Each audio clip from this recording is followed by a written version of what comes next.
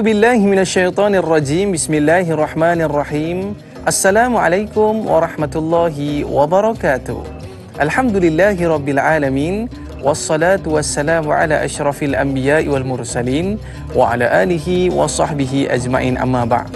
Bersyukur kita kepada Allah Subhanahu wa taala limpah dan kurnianya. Alhamdulillah, pagi ini kita masih lagi diberikan nikmat sihat, nikmat iman, nikmat Islam untuk kita meneruskan kehidupan kita sebagai seorang Muslim. Dan kepada para penonton sekalian, sebelum kita mulakan kelas kita pada hari ini, moleklah sama-sama kita menadahkan tangan. Jom sama-sama kita berdoa kepada Allah Subhanahu wa taala agar Allah berikan perlindungan kepada diri kita.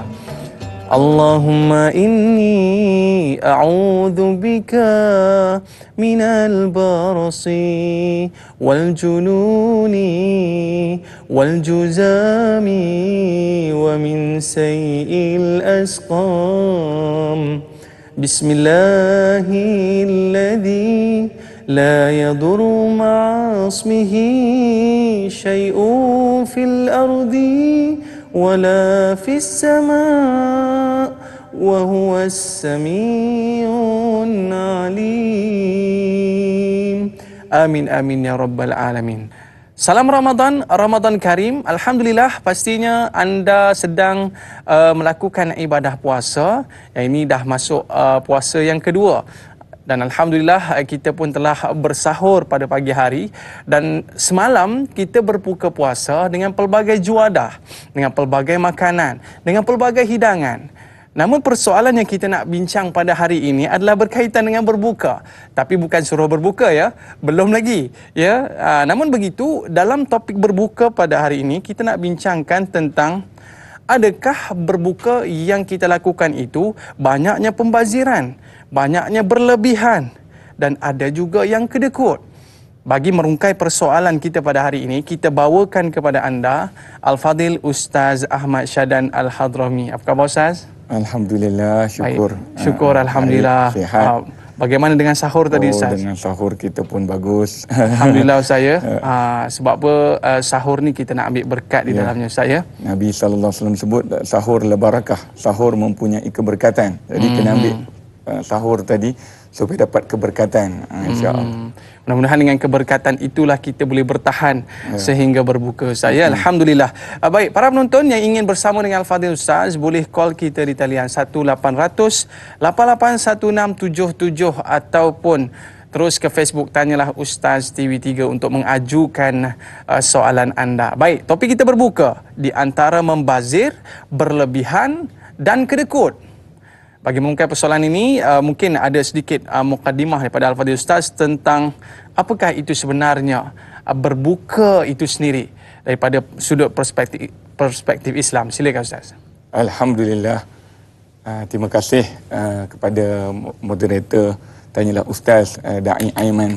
Mudah-mudahan kita semua berada di dalam keberkatan dan rahmat Allah Subhanahu Wa Taala. Alhamdulillah, tahiyatan mubarakatan, tahiyatan wa salama. Assalamualaikum warahmatullahi taala wabarakatuh. Waalaikumsalam. Allahumma salli wa sallim ala sayyidina Muhammadin al-Fatihi lima ughliq wal khatimi lima sabaq nasiril haq bil haq wal hadi ila siratikal mustaqim wa ala haqqa qadrihi wa miqdaril azim. Alhamdulillah daiman kita berada di dalam bulan yang penuh rahmat Allah Subhanahu taala. Dan kita masih lagi berada di fasa pertama ni, rahmat Allah Subhanahu Taala yang kita nak dapatkan, kita nak raihkan rahmat Allah Subhanahu Taala. Sebagaimana Allah Subhanahu Taala mengajar kepada kita dalam satu ayat Al-Quran. Ayat ini selalu kalau kita lihat di sana ada kurniaan Allah dan pemberian Allah, rahmat Allah Subhanahu Taala. Allah Subhanahu Taala berfirman dalam Al-Quran, "Qul bi fadlillah wa bi rahmatih, fabidzalika falyafrahu wa huwa khairum mimma yajma'un." Allah Subhanahu taala menyebutkan dalam Al-Quran, "Qul," katakanlah wahai Nabi Muhammad sallallahu alaihi wasallam, "bi fadlillah," dengan kurniaan Allah, "wa rahmatih," dan rahmatnya.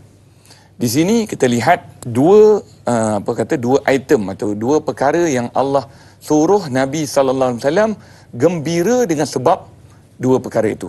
Pertama, kurniaan Allah. Jadi bila kita sebut tentang bulan Ramadan, bulan yang diberkati Allah Subhanahu taala, kenapa kita sebut selalu bulan Ramadan, bulan diberkati, bulan dirahmati. Sebab Allah Subhanahu Taala mengatakan itu fadlum min Allah. Maknanya kurniaan daripada Allah Subhanahu Taala. Hatta kita sebagai umat Nabi sallallahu alaihi wasallam pun patut bersyukur dan berterima kasih kepada Allah Subhanahu Taala kerana Allah meletakkan kita menjadi umat Nabi Muhammad sallallahu alaihi wasallam. Umat Nabi Muhammad sallallahu alaihi wasallam yang mempunyai puasa di bulan Ramadan. Umat terdahulu tiada. Walaupun kita tahu puasa yang terbaik, Nabi Muhammad SAW pernah mengatakan puasa yang terbaik iaitu puasa akhihi Daud alaihi salam. Nabi Allah Daud alaihi salam puasa yang terbaik, iaitu satu hari puasa, satu hari berbuka. Satu hari puasa, satu hari berbuka. Tetapi Nabi Muhammad SAW, Allah SWT meletakkan kepada umat Nabi SAW melalui kehidupan Nabi Muhammad SAW, Nabi berpuasa di bulan Ramadan menjadi satu kewajipan kepada umatnya. Ya ayyuhallazina amanu kutiba alaikumusiyam kama kutiba alal ladzina min qablikum la'allakum tattaqun. Wahai orang-orang yang beriman, telah difardukan kepada kamu puasa di bulan Ramadan seperti mana umat terdahulu. Maknanya umat terdahulu pun pernah puasa. Bila sebut umat terdahulu pernah puasa, mesti mereka pun ada berbuka. Jadi di sana kita lihat kul bi fadlillah wa bi rahmatih, dan rahmat Allah Subhanahu taala. Di dalam hadis Nabi sallallahu alaihi wasallam fadailul amal yang kita selalu dengar, bulan Ramadan awalnya rahmat. Maka kita ni dalam awal-awal ni dai amal. Jadi kita ni nak jadi ahli Ramadan, mudah-mudahan kita mendapat keberkatan Ramadan, mendapat pandangan Allah Subhanahu taala di malam pertama kita baru berlalu. Bila sebut tentang berbuka, apakah saranan Allah Subhanahu taala kepada kita sebagai umat Nabi Muhammad sallallahu alaihi wasallam? Ya, pertama memang kita wajib berbuka. Tak ada dalam Islam, syariat agama Allah Subhanahu taala kita berpuasa terus memanjang. Kecuali dalam satu kisah yang berlaku kepada Nabi Muhammad sallallahu alaihi wasallam. Yaumunal ayyam, satu hari Nabi sallallahu alaihi wasallam berjalan pulang ke rumah. Jadi masa tu Nabi SAW tidak makan apa-apa lagi. Jadi bila sampai ke rumah, isteri Nabi SAW ditanya oleh Rasulullah SAW, apa aku nak makan hari ni? Jadi isterinya kata, abang, dalam rumah kita tak ada apa-apa, kosong. Subhanallah, ni rumah Nabi SAW. Rumah kita silap air bulan yang buka semalam masih ada lagi. Dalam peti air. Dalam peti air. Allah Akbar, tu jauhnya kita dengan Rasulullah SAW. Itu pun ada orang mengatakan Rasulullah SAW ini macam-macam lah ditohmah kepada Nabi SAW. Jadi kalau kita lihat sirah Nabi SAW, kita akan lihat bagaimana Islam itu cantik pada pembawa yang sebenar, iaitu Rasulullah SAW. Tajuk pada hari ini pun berbuka di antara membazir, berlebihan dan kedekut. Masya Allah. Ini serampang tiga mata ni. Kat tengah-tengah tu berbuka. Kan kalau kita buat ni. Maka daripada gambaran yang diajar oleh Nabi sallallahu alaihi wasallam, saya boleh bawakan, maknanya kita lihat berbuka. Disebutkan dalam riwayat, maka Nabi sallallahu alaihi wasallam suruh kita berbuka walau majjatu ma'. Kita hendaklah berbuka walaupun seteguk air. Maknanya kat sini berbuka tu wajib. Berbuka tu wajib, tapi disunatkan kita bersegera berbuka. Baik. Di dalam berbuka pula, ada dalam satu riwayat Nabi sallallahu alaihi wasallam mengatakan, barang siapa yang memberikan makan untuk orang yang berbuka, maknanya kita belanja dia makan ataupun kita jemput dia datang ke rumah kita untuk berbuka. Orang Melayu dulu, tak tahulah suasana ni ada ataupun sudah kurang. Mereka saling bertukar juadah di antara satu sama lain. Kalau kita perasan tak ni, benda ni sebenarnya sudah terhakis sedikit demi sedikit. Saya dulu masa kecil dulu, masa dengan ibu dan arwah ayah, selalu nak berbuka je mak kata, pergi bawa ni rumah ni kadang-kadang rumah sampai selang berapa kan. Tapi hari ni sebelah rumah pun tak boleh nak boleh kongsi kita punya juadah. Sebab tu bila sebut pasal membazir ini, nanti kita akan lihat bagaimana konsep sebenarnya yang patut kita buat hari ini. Dan tahniah kepada yang memberikan saranan untuk bawa topik ini, kerana ini awal-awal supaya kita ada sifat kekitaan, bukan sifat kenafsian. Sebab itu membazir adalah salah satu daripada perkara yang dilarang di dalam Islam. Sehingga kan Allah Subhanahu Wa Taala mengatakan orang yang membazir ini seperti saudaranya syaitan. Innal mubazzirina kanu ikhwana syayatin. Sesungguhnya orang yang membazir itu adalah keluarganya syaitan. Kita hairan kenapa Allah Subhanahu Wa Taala sebut di dalam makna di sini membazir itu adalah keluarganya syaitan. Mungkin ramai orang kita hari ini bila sebut membazir dia tahu apa? Membazir duit ataupun membazir harta. Ataupun membazir barang-barang yang ada pada kita. Tapi sebenarnya konteks membazir ni besar. Dia bukan hanya harta saja, hatta perasaan, jiwa, diri. Ini semua ada konsepnya dalam Islam membazir. Kemudian kita lihat berlebihan. Apa yang dimaksudkan berlebihan? Kalau kita lihat pula di dalam masalah berlebihan ini, Allah Subhanahu Wa Taala mengajar kepada kita supaya kita berpada-pada. Kan? Maksudnya kita boleh mengukur bagaimana ukuran yang kita ada. Maksudnya kalau anak kita seberapa begini, kita sendiri boleh ukur. Ini yang masalah berlebihan ni. Sebab itu kalau kita lihat di dalam wuduk sendiri, kan? Di dalam ibadah wuduk sendiri, kalau lebih pun makruh, kalau kurang pun makruh. Maknanya sebaik-baik sempurnanya ialah 3. Sebab itu umat Nabi sallallahu alaihi wasallam waja'alnakum ummatan wasata. Kami jadikan kamu umat yang pertengahan. Apa makna umat yang pertengahan? Makna umat yang pertengahan ini adalah umat yang akan menjadi saksi untuk umat terdahulu. Itu di antaranya. Umat yang ini adalah umat yang akan melepaskan kepada para nabi yang terdahulu ini untuk menjadi saksi. Yang tadi membukti saksi. Yang ketiga, umat ini adalah umat yang berada dalam pertengahan. Maksud umat yang berada dalam pertengahan, maknanya dia adalah umat yang akan menjadi penyelamat untuk kepada seluruh umat yang terdahulu, para nabi, dan juga Nabi Muhammad sallallahu alaihi wasallam akan memberikan syafaat kepada seluruh hatta umat Nabi sallallahu alaihi wasallam dan umat terdahulu. Itulah tugas Nabi Muhammad sallallahu alaihi wasallam. Maka bila kita sebut tentang berlebihan tadi, kita lihat juga di dalam Al-Quran mengenai perkara-perkara yang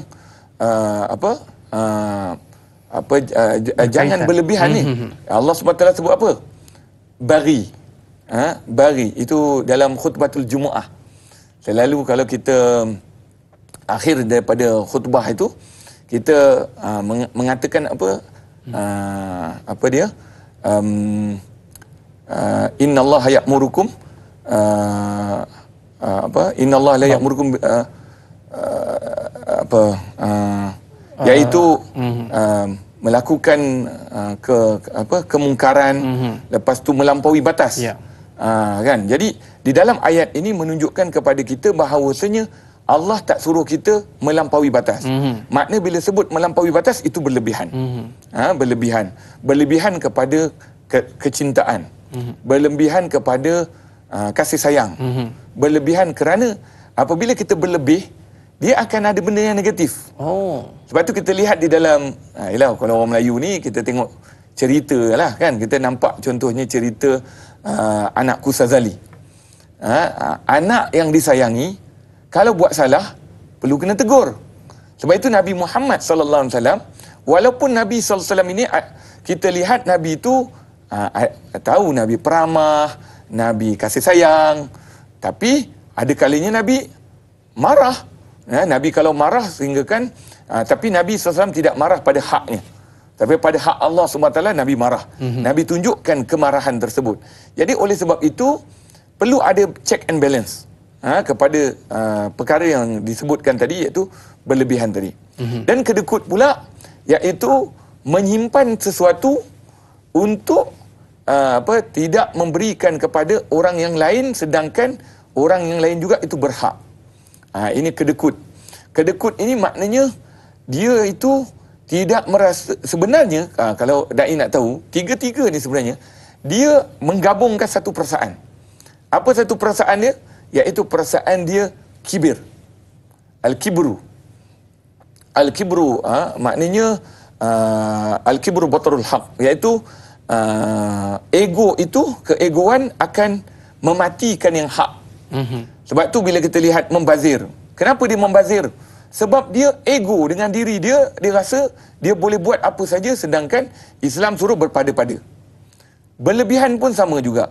Berlebihan dia nak tunjukkan apa yang ada pada dia, supaya orang nampak dia itu ada sesuatu. Dan kedekut menyimpan hak dia. Sebab tu kita ingat ada satu dekat Mekah sana ada dipanggil apa nama Jabal Sud, itu bukit hitam kan. Kenapa berlaku itu? Kerana di zaman dahulu ada orang yang dia tanam pokok,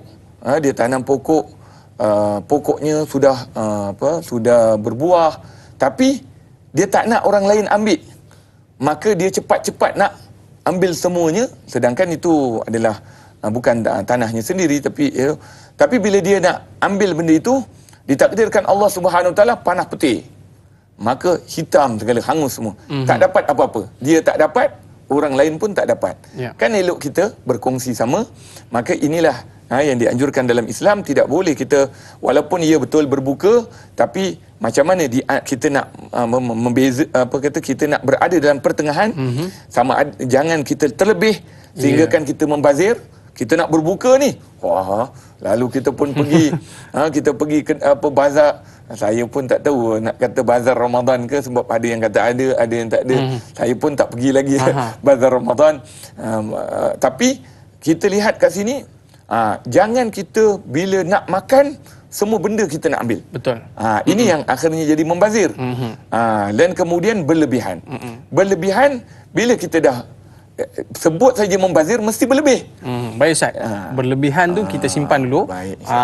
Supaya apa? Supaya kita dapat bertenang dulu kan. Sebab saya ingat bila sebut pasal dulang Ustaz, letak makanan bagi kat jiran-jiran dan patah balik Ustaz, banyak pula lauk yang kita dapat daripada jiran-jiran kita. Itulah keberkatan dalam bulan Ramadan. Para penonton jangan ke mana-mana. Kita akan mendengarkan kupasan Al-Fadhil Ustaz selepas ini. Kita kembali semua dalam Tanyalah Ustaz. Biar tahu, jangan keliru.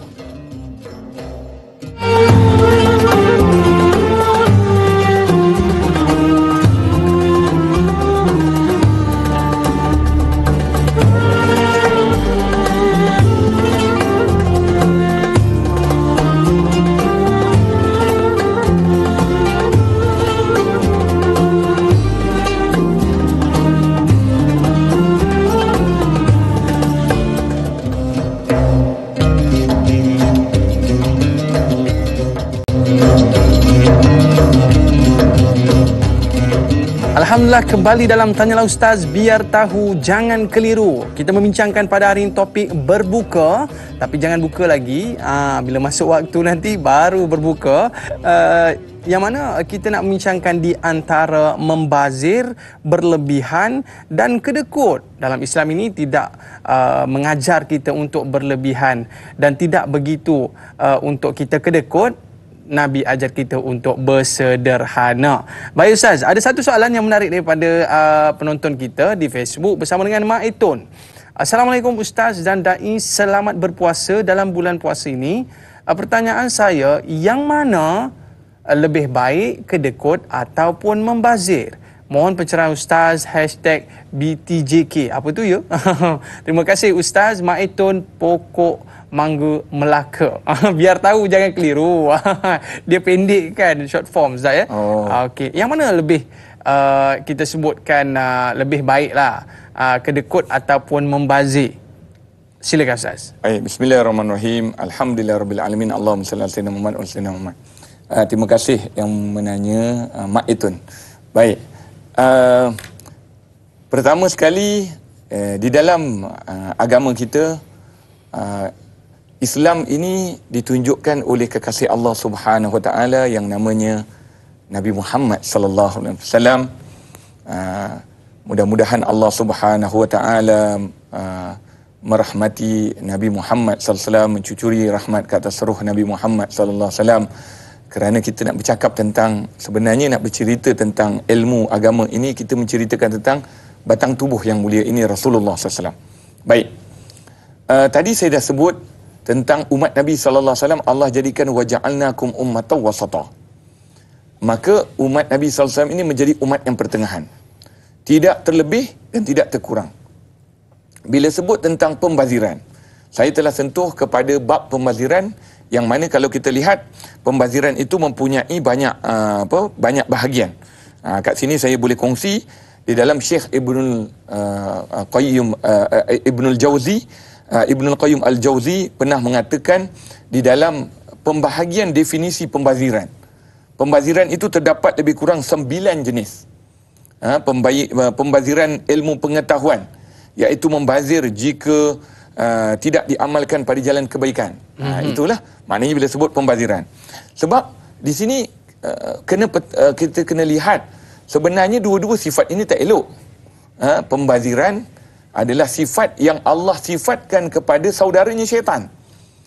Lepas tu kita lihat berlebihan pula, dia adalah yang tadi ayat Quran yang saya sebut, innallaha ya'muru bil adli wal ihsan wa ita'izil qurba wa yanha 'anil fahsya'i wal munkar wal bagh. Iaitu melampau. Jadi dengan sifat melampau itu Allah Subhanahu taala tidak suka. Tetapi kita lihat di sini ada sebahagian ulama mengkedepankan pembaziran. Ada sebahagian ulama mengedepankan kedekut tadi. Sebab apa? Sebab dua-dua sifat ini dicela, tetapi kita lihat bagaimana Allah Subhanahu taala meletakkan. Contohnya yang tadi innal mubazirina kanu ikhwana syayatin. Sesungguhnya orang yang membazir ini adalah saudaranya syaitan. Maka syaitan digambarkan dengan orang yang membazir tadi. Maknanya sifat membazir itu sifat syaitan. Itu yang pertama.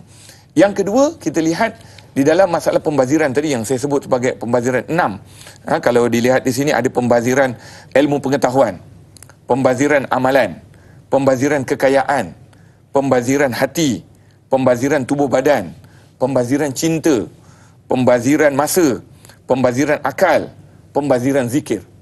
Ini semua terkandung oleh Imam Ibnul Qayyim Al-Jauzi rahimahullah ta'ala meletakkan pembazirannya. Jadi maknanya kat sini, jangan kita ingat membazir ni hanya air yang dibuang ke makanan yang dibuang. Sebenarnya besar. Pembaziran hati pun bazir juga. Jadi dua-dua gabungan ni sebenarnya terletak pada yang saya sebut tadi, perasaan kibir, iaitu ego. Jadi dua-dua perkara ini perlulah dijauhkan kerana ia termasuk di antara sifat mazmumah, sifat yang dicela oleh Allah SWT, sifat yang dibenci oleh Islam. Ini yang lebih kurang jawapan untuk namun begitu Ustaz, bila kita melihat perbezaan ini, maka ia lebih cenderung kepada kedua-duanya tidak baik dalam Islam, namun lebih cenderung kepada kedekut Ustaz. Supaya membazir ini disebutkan nisbahnya seperti kawan syaitan. Begitu Ustaz ya. Baik, kita ada pemanggil talian. Assalamualaikum, kita bersama dengan Encik Omar Abdul Majid. Ya. Waalaikumsalam warahmatullahi wabarakatuh. Dai Aiman dan juga Ustaz Ahmad Sahdan. Saya Omar Abdul Majid, ya betul, Omar Abdul Majid dari Felda Cini Timur 3, Pekan Pahang. Assalamualaikum Ustaz dan Dai. Waalaikumsalam warahmatullahi wabarakatuh. Selamat puasa kepada Ustaz dan Dai ya. Hari ini hari kedua kita puasa, selamat puasa ya. Selamat puasa. Selamat puasa. Jadi begini soalan saya Ustaz. Ustaz ada menyebut tadi mengenai pembaziran ya. Kita ni Ustaz, kalau masa nak buka puasa ni, kalau lebih-lebih lagi kalau ke bazar Ramadan tu, semua kita nak beli, semua kita nak makan kalau boleh. Memang nak betul semua. Air tu kalau 10 jenis lah kita nak beli. Kalau nasi tu lauk apa semua, bukan main banyak. Jadi sampai ke rumah tak makan juga. Lepas tu berlebihan atas meja. Berlebihan atas meja sampai masa buka tak makan pun. Nak sedekah ke jiran, buat kata Ustaz tadi, nak hantar ke jiran-jiran, kedekut pula dah. Rasa macam tak cukup yang atas meja tu, sedangkan berlebihan banyak dah Ustaz. Jadi soalan saya, apakah ada ke apa barakahnya kalau kata-kata kita nak pahala, bukan kita nak apa masa buka ni. Jadi kalau dah begini pembaziran, ada situ berlebihan banyak makanan, lepas tu kedekut pula nak bersedekah kepada jiran tetangga, apakah ini boleh dikatakan sebagai pahalanya kurang ke bagaimana ke Ustaz status puasa kita ni? Kerana kita rasa semuanya ada di situ, kedekut pun ada, pembaziran pun ada, berlebihan sangat pun ada, makan pun kadang-kadang sampai tak boleh nak tarawih pula dah. Jadi itu soalan saya, apakah ini yang boleh ke pahala banyak ataupun barakah kita berpuasa sehari suntuk dan apabila buka. Jadi begini Ustaz. Itu soalan saya Ustaz dan Dai. Terima kasih banyak Ustaz dan Dai. Assalamualaikum. Waalaikumsalam warahmatullahi wabarakatuh. Berpuasa ini kita mencari rahmat, kita mencari barakah. Tapi yang dapatnya adalah membazir, berlebihan dan kedekut. Adakah masih ada lagi rahmat dan barakah itu Ustaz? Allahumma salli ala sayyidina Muhammad wa ala sayyidina Muhammad. Terima kasih Encik Omar, Tuan Haji Omar, daripada Pekan. Alhamdulillah, bila kita sebut tentang ibadah ini dia ada ibadah mahdhan. Ibadah mahdhan iaitu ibadah khalis yang diletakkan untuk sebagai perkara yang fardu, sebagai yang rukun, iaitu kita sebut sebagai rukun Islam. Dalam rukun Islam itu ada puasa, ada menunaikan solat 5 waktu sehari semalam, ada berpuasa di bulan Ramadan. Maka di sana tanggungjawab setiap hamba Allah SWT, sama ada yang sudah sampai syarat sah, syarat wajib ini tadi, Islam, baligh, sudah cukup umur, berakal, wajib dia berpuasa. Maka ini bahagian puasa itu sendiri perlu menyampaikan kepada haknya. Sebab itu kalau kita lihat di dalam puasa ni terbahagi kepada 3 bahagian. Konsep puasa tadi akan keluar pada 3 bahagian. Bagaimana kriteria orang yang berpuasa? Pertama dipanggil puasa awam. Puasa awam maknanya puasa orang-orang yang awam. Apa puasa orang awam? Maknanya sekadar cukup syarat. Maksud cukup syarat iaitu menahan diri daripada makan, daripada perkara yang membatalkan puasa. Selalunya yang kita letak 3 ataupun 4, iaitu makan dan minum, kemudian bersetubuh, kemudian perkara-perkara yang membatalkan puasa. Kan? Ini 4 perkara. Tetapi kalau kita lihat, ini adalah perkara orang yang pertama. Maksudnya golongan yang mula-mula nak faham puasa, inilah dia. Tapi bila kita dah tahu, kan, kita akan jaga pula. Sebab itu ada perkara yang membatalkan puasa dipanggil zahir. Ada perkara yang membatalkan puasa dinamakan batin. Batin itulah yang dikatakan yuftiruhunna, kan, iaitu telah berpuasa, telah berbuka kamu, walaupun kamu itu berpuasa. Maknanya pahala puasa. Terbatalnya pahala puasa, bukan batalnya puasa tadi. Maka di sana kita akan lihat apa dia, ghibtah, Allahumma salli perkara-perkara yang 7 itu adalah perkara-perkara yang membatalkan pahala puasa. An-namimah, kizib, penipu, itu semua adalah ghibtah, mumpat. Ini semua adalah perkara yang boleh membatalkan pahala puasa. Bila sebut tentang berlebihan apa semua ini, ia termasuk di antara benda yang boleh menyebabkan kurangnya pahala puasa. Kurangnya pahala puasa. Sebab apa? Sebab di sana ada perkara-perkara yang boleh mengganggu kita punya amalan tadi. Sebab macam orang kata kita nak sampai satu tujuan, tapi tujuannya sampai. Maksudnya puasa tu sampai, tapi di antaranya tercuri-curi. Kan? Tercuri-curi. Kejap pergi kat sini, dia kena ambil. Kena ambil. Maknanya tak sempurna kita punya maksud puasa tu.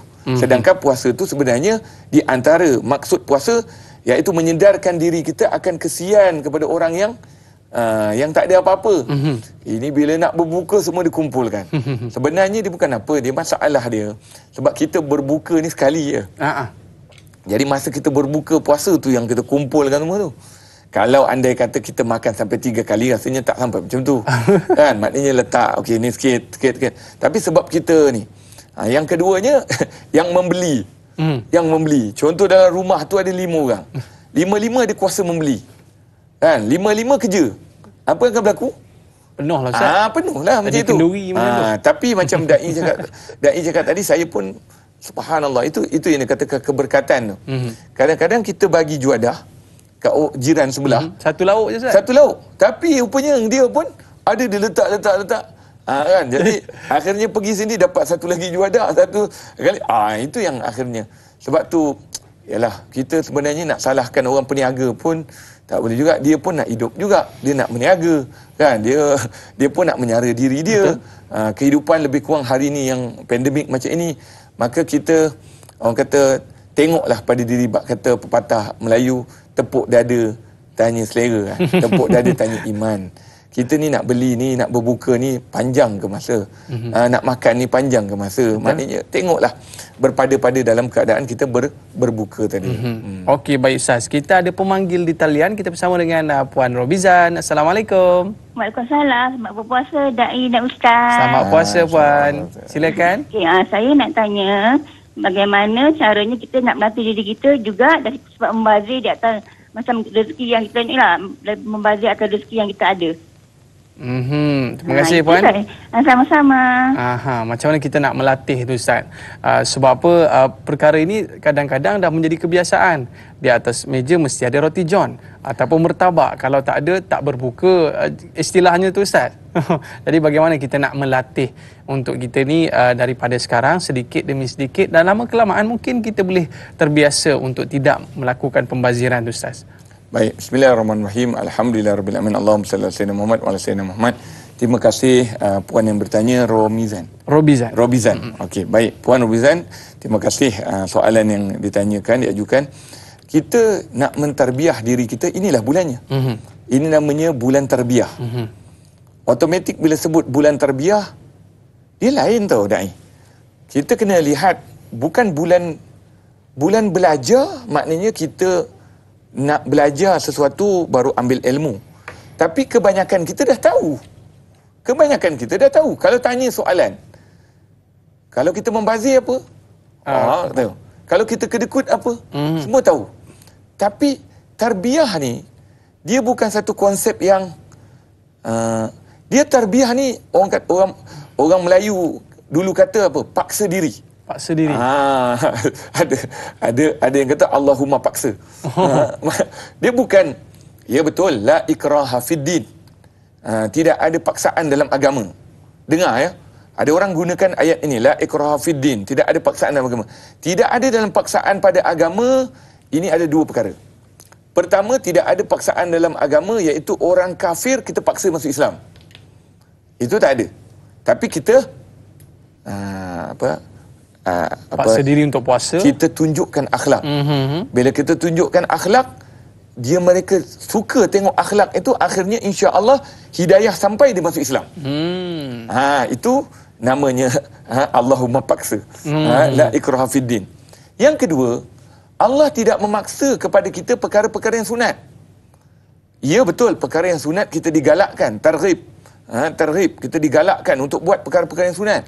Nabi Muhammad sallallahu alaihi wasallam adalah orang yang pertama sekali menunjukkan perkara-perkara yang bukan yang saya sebut tadi, ibadah mahdan tadi. Puasa, solat 5 waktu sehari semalam, berzakat. Tapi Nabi SAW orang yang pertama sekali memberikan hak. Kadang-kadang Nabi SAW memberikan sesuatu benda yang Nabi tak ada. Itu yang luar biasa. Nabi SAW yang tadi sebut kedekut tadi. Tapi kita nampak hari ini apa yang saya ada, kan? Tapi Nabi SAW hatta kadang-kadang, bukan kadang-kadang, ini memang peristiwa betul. Nabi SAW mendatangi orang susah, orang ni, lalu Rasulullah SAW mengatakan kepada sahabat Nabi yang kaya, berikan pemberian atas nama aku. Masa tu Sayyidina Umar, kalau tak silap, dia kata kepada Rasulullah SAW, ya Rasulullah, adakah ini engkau diutuskan? Berubah muka Nabi Muhammad SAW. Lalu masa itu ada Sayyidina Abu Bakar Siddiq. Sayyidina Abu Bakar Siddiq pun mengatakan, ya Rasulullah, ya Rasulullah SAW, tidak akan fakir orang yang memberikan. Kan? Allah Subhanahu Wa Taala akan menurunkan segala pemberiannya yang maha kaya daripada segala pengurniaan daripada langit dan daripada bumi, akan mengeluarkan kepada orang yang memberikan. Maka Nabi SAW senyum. Nabi kata, inilah sebab aku diutuskan. Maknanya kat sini kita nak lihat bahawasanya benda ini tak boleh tidak mesti dididik. Mesti tarbiyah ni sebenarnya paksa diri. Kalau waktu bulan Ramadan susah nak berderma, susah nak membantu, kan, susah nak melihat kesusahan orang lain, maka dia takkan berlaku pada bulan yang lain. Dia takkan berlaku. Sebab bulan Ramadan ni adalah bulan yang memang Allah Subhanahu Wa Taala bukakan segala pintu orang-orang nak buat kebaikan. Jadi oleh sebab itu bulan Ramadan ni memang bulan yang kita nak tak nak perlu paksa diri. Kalau nak bantu, sedekah, sedekah. Derma, derma. Jangan pula ada satu statement pula kata minta-minta. Dia bukan masalah minta. Dia masalah kadang-kadang kalau tak diminta, kita berikan kepada tak pada tempatnya. Kalau ada orang, ada juga yang mengatakan, minta maaf saya cakap, ada ustaz yang buka sekolah. Memanglah bukan itu tujuan mereka. Bukan itu tujuan mereka. Tapi dalam keadaan mereka membuka pengajian ilmu, mereka membuka tahfiz, mereka membuka, sebenarnya inilah duit-duit saluran yang ada pada orang-orang kaya, orang korporat, orang besar-besar ni, ialah untuk membantu. Berikan duit pada tempatnya. Maka oleh sebab itu benda ini adalah kedua-duanya perlu ada wa ta'awanu 'alal birri wat taqwa. Dua-dua adalah untuk membuat kebajikan dan ketakwaan kepada Allah Subhanahu Wa Taala. Maka kena paksa diri kita, baru benda itu boleh berlaku. Bukan waktu lapang tu Ustaz. Ya, kadang-kadang setengah orang ni dia kata, nantilah free-free nanti aku bacalah Quran. Free-free nanti aku buat kebaikan. Ada duit-duit lebih kan, barulah aku sedekah. Sedangkan dalam konsep ibadah ni kena paksa diri Ustaz. Yalah, syurga itu bukan murah. Jadi usahanya perlu indah. Betul. Dan kita berehat seketika para penonton, jangan ke mana-mana. Kita kembali selepas ini dalam Tanyalah Ustaz, biar tahu, jangan keliru.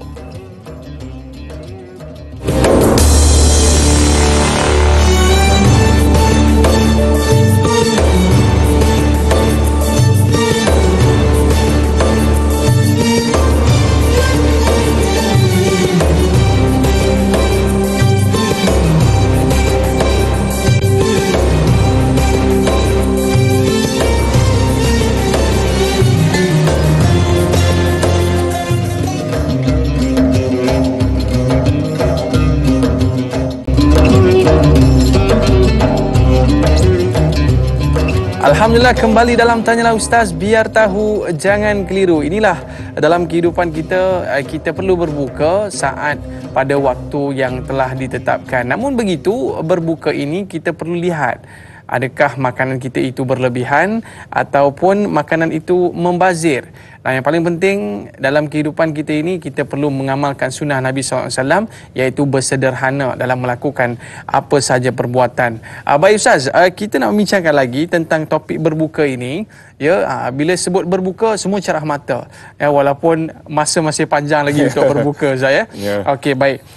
Kita nak pergi kepada soalan sahabat kita di Facebook Ustaz, bersama dengan Intan Zurina Abdul Malik. Yang mana soalannya, Assalamualaikum Ustaz dan Ida warga Tanyalah Ustaz, kita sering melihat hotel-hotel dan restoran mengadakan bufet berbuka puasa di bulan Ramadan dengan 100 jenis hidangan. Mohon pendapat Ustaz tentang isu ini. Terima kasih. Ini banyak Ustaz. Banyak pakej-pakej untuk bulan Ramadan ni. Ya. Sampai kita tengok menu pun terkejut kita. Ya, dengan hidangan tersebut. Dan akhirnya pergi ke mana? Pergi ke tong sampah juga akhirnya Ustaz. Apa pandangan Ustaz? Baik, bismillahirrahmanirrahim. Alhamdulillahirabbil alamin. Allahumma salli ala sayyidina Muhammad wa ala sayyidina Muhammad. Terima kasih Intan Zurina Abdul Razak puan. Bila sebut tentang waktu berbuka,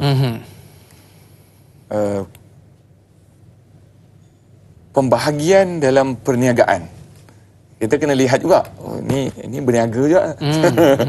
Saya berniaga daging. Baik, jadi kalau kita lihat di sini, orang yang biasa dah berniaga daripada awal pagi sampai petang, tapi bulan Ramadan mereka ni berniaga tu, kalau di Mesir, dia makin malam makin lagi meriah. Lagi meriah. Maksudnya sampai pagi, sampai sahur. Jadi kalau kita lihat hotel, memanglah dia punya operasinya pula lagilah makan belanja. Jadi sebab tu dia akhirnya bagikan menu-menu yang besar-besar ataupun yang banyak untuk orang kata untuk menarik minat orang. Maka dia fikirlah untuk meletakkan dia punya menu dia supaya perasaan orang tertarik. perasaan syarikat-syarikat, company-company nak buat berbuka bersama dekat dalam hotel. Kan? Jadi oleh sebab itu pihak hotel memang dia punya kehendak untuk cari zabain, pelanggan, klien, pelanggan kan. Tapi orang yang membeli ni dia ikut je lah, kalau dah ada dia belilah kan. Ya. Jadi kalau kita lihat kat sini sebenarnya kita tak boleh, Islam ni jangan kita pandang pada satu aspek saja, tapi dia kena buka luas lah. Buka luas. Sebab tu dalam masalah fatwa pun kadang-kadang benda ni dia perlu lihat pada keluasan syiah. Inna dinaka la sa'ah. Maknanya agamamu itu mempunyai keluasan. Cuma tengoklah juga dalam, dia kata tadi apa, 100 jenis hidangan. 100 jenis hidangan ni akan berlaku. Dia akan berlaku. Mesti, saya tak tahulah dalam bidang hotel ni, tapi bila kita sebut 100 jenis hidangan, pasti akan berlaku juga ada pembaziran. Kan? Pembaziran itu maksudnya akan ditanggungjawablah dengan orang yang membuatkan apa yang telah disusun, menunya apa semua. Tetap kalau benda tu memang banyak membazir, mungkin juga kita tak tahu. Mungkin dia ada certain masa, mungkin dia akan kata ini duit makanan-makanan ni kita sedekahkan pada yang baki ni, ataupun kita sedekahkan. Ini khususnya kepada penguasa-penguasa hotel lah. Kalau andai kata kita membuang makanan yang berlebihan tu, dosa kita. Sebab tu ada sebahagian orang, sebahagian macam orang yang menuntut ilmu ni, dia tak nak buka restoran. Dia tak nak buka tempat makan. Sebab apa? Sebab dia takut. Sebab kalau dia buka makan, nantilah kali kelongkang jadi. Buka. Lepas tu macam saya belajar dulu pun dekat Yaman pun, di Hadramaut. Memang ada binatang-binatang yang kita sediakan untuk makanan tadi. Maksudnya makanan baki-baki tadi dah standby dah. Standby. Makna kambing-kambing kita, unta-unta, semua diberikan balik. Makanan-makanan tu. Maknanya di-recycle balik, Ustaz. Maknanya jangan kita cukup hanya sekadar kat hotel tu, lepas tu kalau tak makan, akhirnya kelongkang. Dan trend sekarang ni, Ustaz, bila kita sebut makan di hotel ni, ada sebahagian yang hartawan ini, dia nak mendapat pahala yang berganda dalam memberikan orang berbuka puasa. Jadi salah si Cik Cini dia nak tanya satu soalan, Ustaz. Adakah berbuka puasa di hotel dengan menaja anak-anak yatim dan golongan fakir miskin itu dianggap membazir, atau ianya satu trend pada zaman sekarang?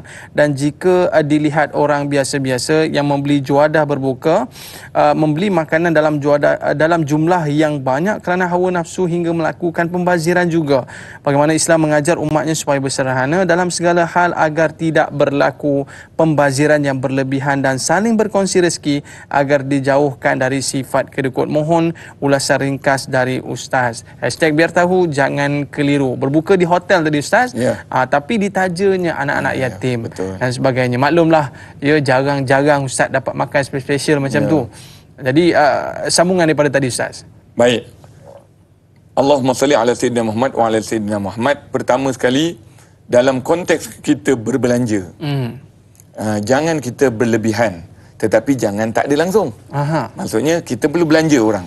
Sebab Nabi SAW sebenarnya diambil daripada konteks hadis yang Rasulullah SAW ajar, barang siapa yang memberikan makan untuk orang yang berbuka puasa, sesungguhnya dia akan mendapat pahala seperti mana orang yang berpuasa tadi, tanpa kurang sedikit pun daripada ganjarannya. Maksudnya, cuba bayangkan kalau diberikan berbuka puasa untuk orang-orang yang betul-betul memerlukan, betul-betul memang tak susah nak dapat makanan. Dan sebenarnya bulan Ramadan ni lah, kalau kita tanya dengan pihak pengusaha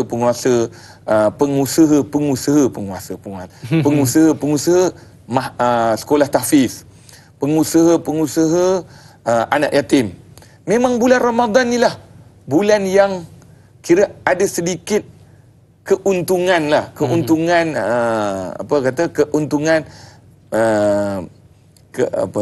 kezahiran, kebendaan, keuntungan kezahiran. Maksudnya masa itulah mereka dimuliakan. Memang tengok dekat company, syarikat, korporat mesti ada nama-nama senarai-senarai anak yatim, rumah-rumah anak yatim, mahatafiz yang mereka kategorikan untuk memberikan. Betul ni. Ini benda ni pasti berlaku. Maka ini dinamakan konsep kita mengingati orang yang susah. Dalam Islam memang ada konsep ini, dan dalam Islam perkara ini tidak akan timbul melainkan datangnya bulan Ramadan. Maka saya memuji kepada pihak-pihak company-company, syarikat-syarikat yang ada sifat ini. Sebab Rasulullah SAW sendiri, Rasulullah mencari orang yang susah. Tak ingat ke ketika mana Rasulullah SAW duduk dengan para sahabat, tiba-tiba Rasulullah SAW dalam masa tu kisah ini kisah yang masyhur, Abu Hurairah radhiyallahu anhu. Abu Hurairah datang kepada Sayyidina Abu Bakar nak minta makan. Nak minta makan. Abu Bakar kata, aku tak ada apa-apa wahai Abu Hurairah. Lepas tu cakap dengan Omar, Sayyidina Omar bin Khattab. Sayyidina Omar pun kata, aku tak ada apa-apa. Lalu kata, jom kita pergi jumpa Rasulullah SAW. Ya salam. Ini umat para sahabat dulu, mereka ni sampai makan pun nak cari Rasulullah SAW. Itu Allah menunjukkan betapa kasih dan sayangnya para sahabat dengan Rasulullah SAW, sebab Nabi Muhammad SAW betapa prihatinnya kepada para sahabat Nabi SAW. Ini khusus pada diri saya, macam tuan-tuan guru ni. Sebenarnya kadang-kadang bukan dia fikir orang lain bagi dia. Ya.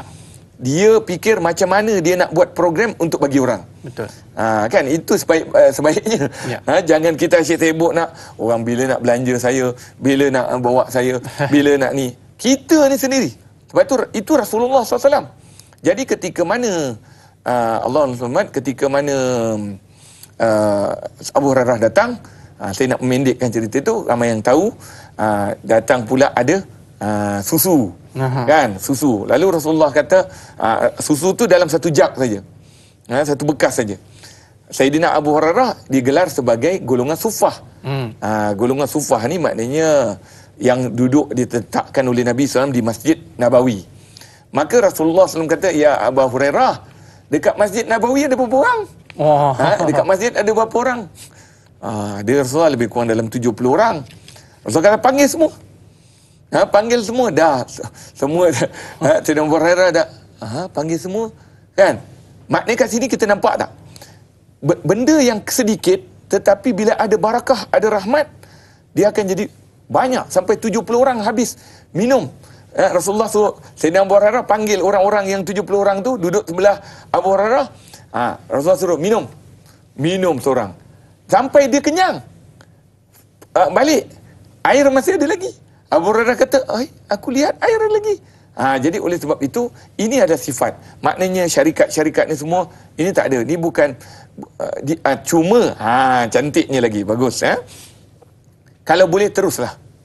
Jangan hanya tunggu Ramadan saja. Teruskanlah. Bantu projek-projek yang membantu orang susah ini memang patut kita utamakan.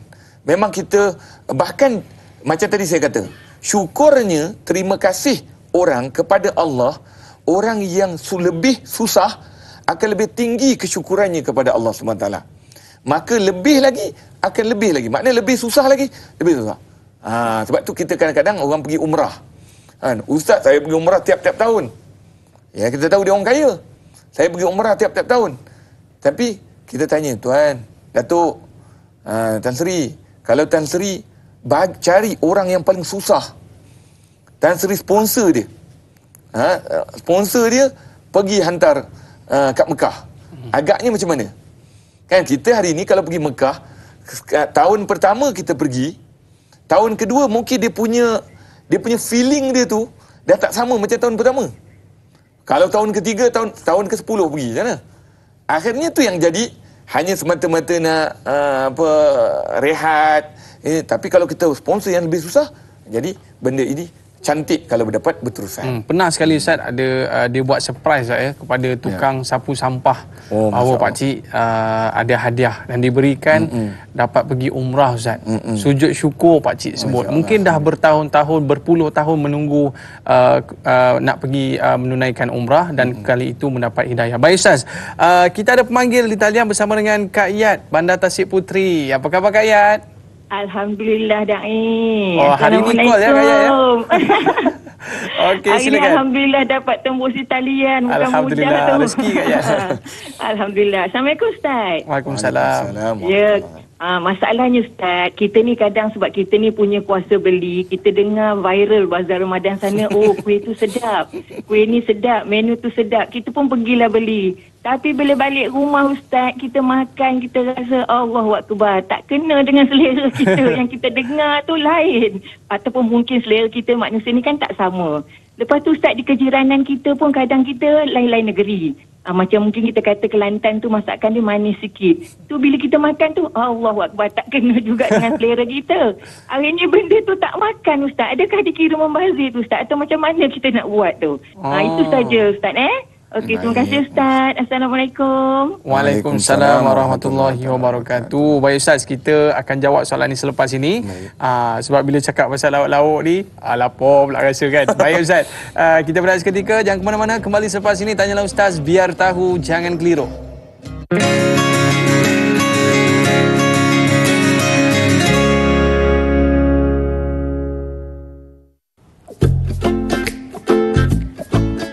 Assalamualaikum warahmatullahi wabarakatuh.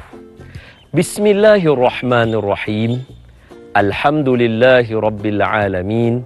Wassalatu wassalamu ala ashrafil anbiya'i wal mursalin wa ala alihi wa sahbihi ajma'in. Kurma adalah salah satu daripada buah yang ada di dalam Al-Quranul Karim. Kurma juga adalah salah satu daripada makanan yang digemari oleh Nabi Muhammad sallallahu alaihi wa ala alihi wasahbihi wa baraka wasallam. Maknanya, siapa yang makan kurma dengan niat mengikut sunnah Nabi Muhammad sallallahu alaihi wasallam, maka baginya pahala. Apatah lagi bila datangnya bulan Ramadan Al-Mubarak, maka kurmalah yang menjadi hidangan utama berbuka puasa. Nanti dulu, bukan kerana buah kurma untuk bulan Ramadan. Sebaliknya, dalam hadis Nabi, Nabi yang sebut berbuka puasa makan buah kurma, senikmat-nikmat makanan sahur adalah buah kurma. Jadi semua ingin mengejar pahala sunat. Kenapa? Kerana bulan Ramadan satu amalan sunat bersamaan pahala satu amalan fardu di bulan yang lain. Kalau satu amalan fardu dengan sunat bezanya berapa? 70 ganjaran. Hanya dengan makan buah kurma. So sejarah kurma ditanam lebih kurang berdasarkan pandangan sejarawan dan ulama, kurma lebih kurang 10,000 tahun yang lalu. 10,000 tahun yang lalu kurma mula ditanam. Dan antara negara yang mewah dengan kurma adalah bumi Madinah. Menurut Imam An-Nawawi rahimahullahu ta'ala, di bumi Madinah ada lebih kurang 120 jenis buah kurma. Sudah pasti apabila Nabi menjamah sesuatu, tidak ada lain melainkan makanan itu pasti baik untuk tubuh badan manusia. Dan ini terbukti dengan kajian-kajian yang dibawakan oleh para pengkaji nutrisi makanan. Bermacam-macam kandungan khasiat di dalam buah kurma. Iya, sebahagian pendapat kita melihat 3 biji buah kurma yang digunakan oleh seseorang untuk berbuka puasa memadai dengan jumlah hidangan 1 pinggan hidangan makanan. Nampak? Cukup luar biasa. Sebab itu, sahabat Nabi walaupun hanya makan kurma, tetapi semayang tarawihnya 20 rakaat yang luar biasa. Sebab itu, buah kurma sentiasa menjadi makanan orang berpuasa kerana dia menghasilkan tenaga berlipat kali ganda daripada buah-buah atau suplemen-suplemen yang lain. Kurma mempunyai kaedah dalamannya yang boleh melawan berbagai jenis penyakit. Oleh sebab itu, kurma menjadi pilihan untuk berbuka puasa dan sahur. Maka ketahuilah hebatnya buah kurma. Dalam satu hadis Nabi sebut, siapa berpagi-pagi dengan 7 biji kurma ajwah, maka dia terhindar daripada diracun dan sembuh daripada sihir. Hadza wabillahi taufiq. Aqulu qawli hadza wa astaghfirullahal azim li wa lakum.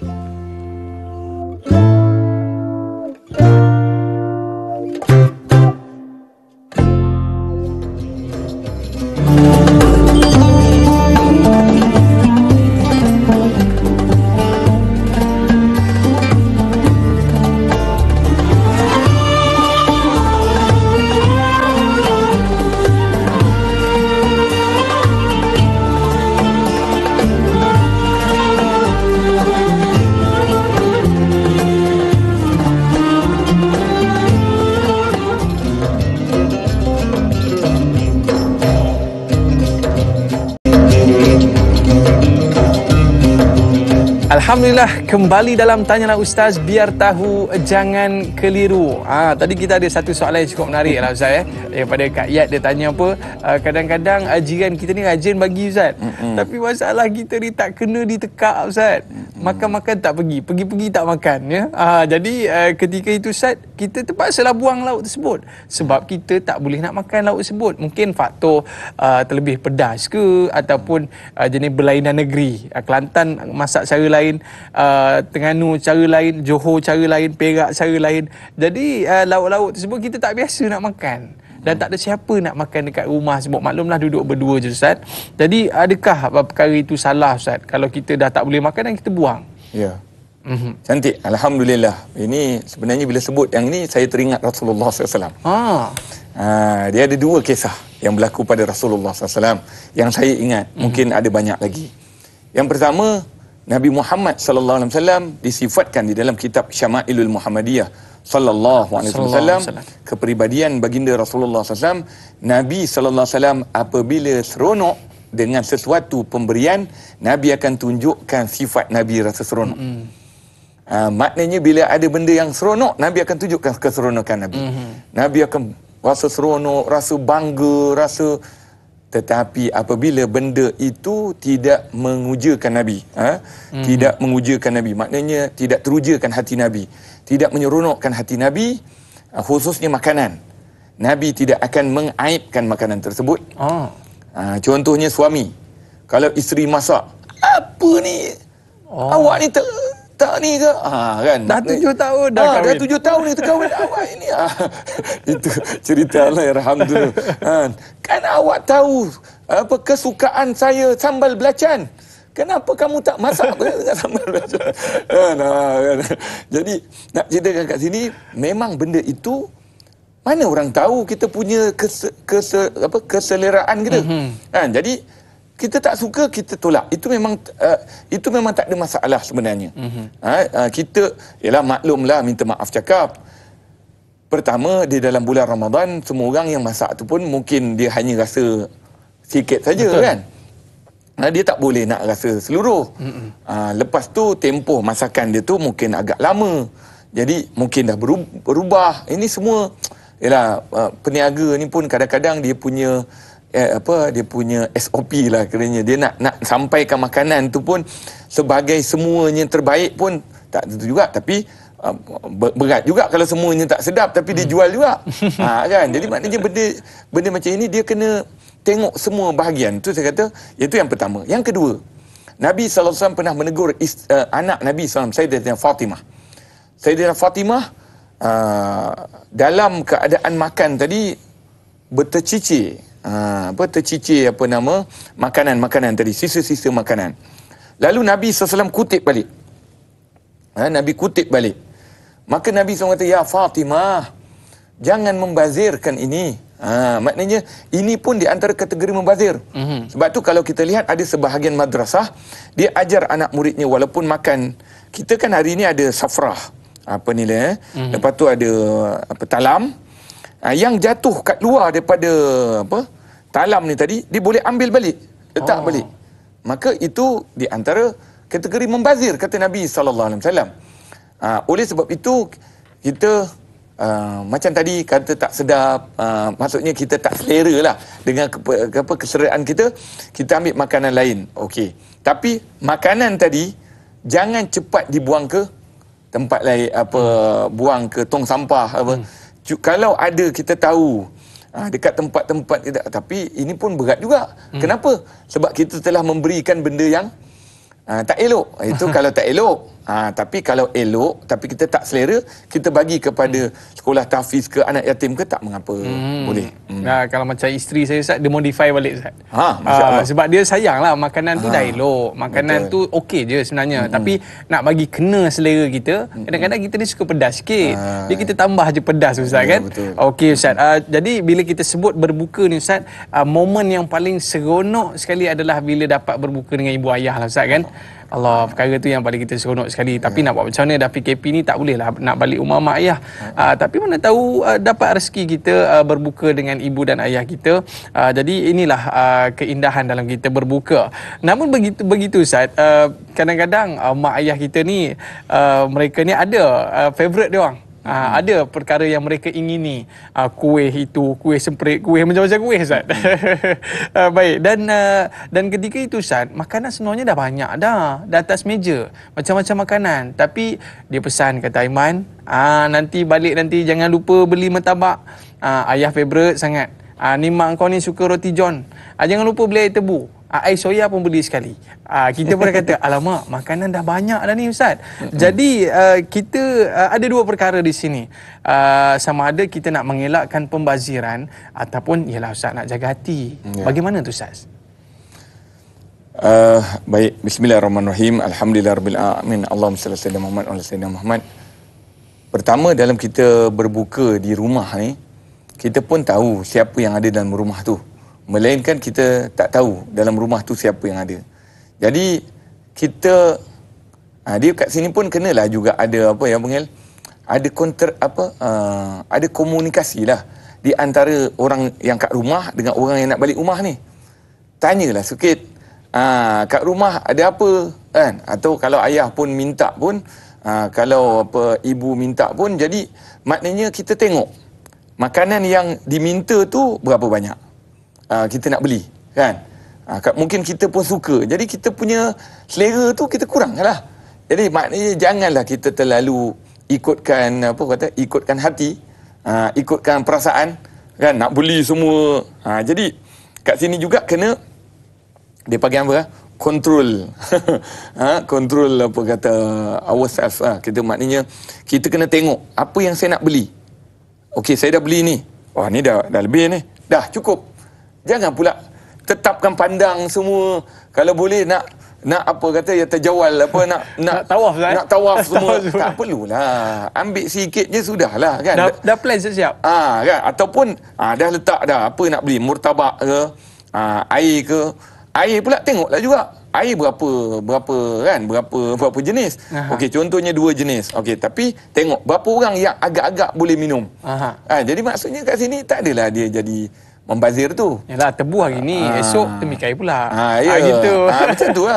30 hari berbuka. Tak apalah. Okey, hari ni mangga. Esok temikai. Lusa. Macam tu. Janganlah asyik. Jadi dia benda ni sebenarnya benda yang boleh kita fikir. Tapi kadang-kadang bila berlaku depan kita, tu kita tak fikir. Last kali bila dah bila dah ada depan tu, banyak. Betul, Ustaz. Jadi kenalah ada perancangan jugalah. Maknanya Ustaz, kadang-kadang bila kita dalam keadaan lapar ni luar kawalan Ustaz. Sebab itulah orang tua kata kalau nak pergi shopping ni perut kena kenyang dulu. Ya, betul. Tapi dalam kita sebelum berbuka puasa ni perut lapar, jadi semua nampak sedap. Katanya nanti menyesal. Esok kalau tak minum teringat-ingat air mangga. Baik Ustaz, kita ada soalan bersama sahabat kita di Facebook bersama dengan Mazni Hasan. Nabi Muhammad SAW pernah memberi pesan kepada isteri baginda agar memperbanyakkan kuah supaya dapat diagihkan kepada jiran tetangga. Permasalahannya sekarang ni, kita memberi lauk yang banyak kuah dari isi. Nanti jiran menganggap yang kita ni kedekut. Apa saranan Ustaz untuk situasi begini? Bagi juga atau tahan pemberian. Daripada memberi menyakitkan hati, lebih baik menahan pemberian biarpun dikatakan kedekut. Betulkah hujah saya itu Ustaz? Mohon pencerahan. Terima kasih. Okey Ustaz. Nanti orang kata, alamak, kalau macam ni baik tak payah bagi. Ya, takat kuah je. Mana duk cedok, mana ayamnya? Apa kata Ustaz? Baik, bismillahirrahmanirrahim. Alhamdulillahirabbil alamin. Allahumma salli ala sayyidina Muhammad wa ala sayyidina Muhammad. Terima kasih yang bertanya Puan Mazni Hasan. Baik. Allahumma salli ala sayyidina Muhammad wa ala sayyidina Muhammad. Tentang makanan, makanan. Kalau saya nak bawa sedikit tentang apa yang dimakan oleh zaman para sahabat dulu. Para sahabat makan jenis bukan macam kita orang Melayu.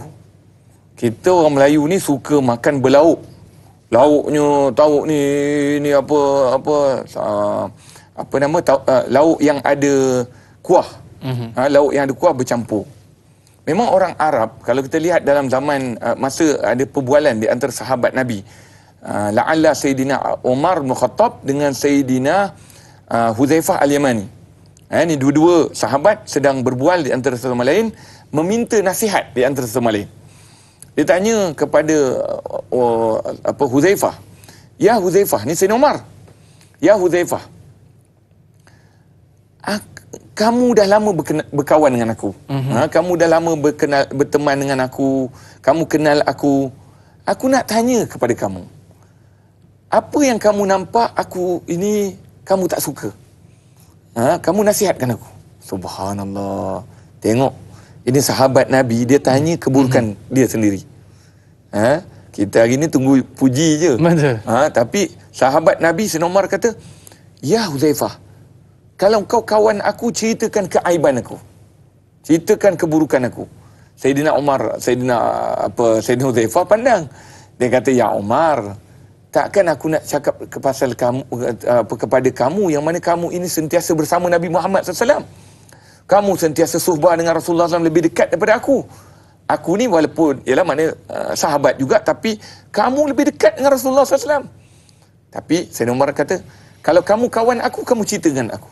Apa keburukan yang ada pada aku? Apa keaiban yang ada pada aku? Apa kekurangan yang ada pada aku?" Subhanallah. Jadi ketika itu Sayyidina Huzaifah kata, "Betul ke aku perlu cakap?" Subhanallah. Tengok. Sifat sahabah yang ada pada sahabat Nabi SAW. Ni patutnya kita contohi. Hari ni kawan dengan kawan. Kawan buat benda yang baik. Kawan buat benda yang betul. Susah nak dapat puji. Susah nak dapat appreciate. Penghargaan. Tapi kalau buat salah, itu jam juga dia attack. Itu jam juga dia cakap. Ini masalah kita ini. Benda yang baik, susah kita nak kongsi sama. Tapi benda yang salah, kejap je. Dia attack orang ni, dia kutuk orang ni, dia cakap orang ni. Ini sahabat Nabi sallallahu alaihi wasallam. Apa jawapannya? Dua jawapan. Dia kata, "Wahai Umar, kalau perlukan aku jawab, kamu ini kalau berpakaian, pakaian ini sebab tu saya kata tadi, pembaziran tu bukan sekadar hanya makanan saja. Kamu pakai pakaian, maksudnya pagi lain, petang lain. Maksudnya bertukar pakaian. Ini zaman orang Arab. Dia punya pakaian tak tukar banyak kali. Kita bersalinan-salinan. Pagi lain, malam lain, kan? Jadi maksudnya ini sifat pada zamannya, sebab di sana cuaca dia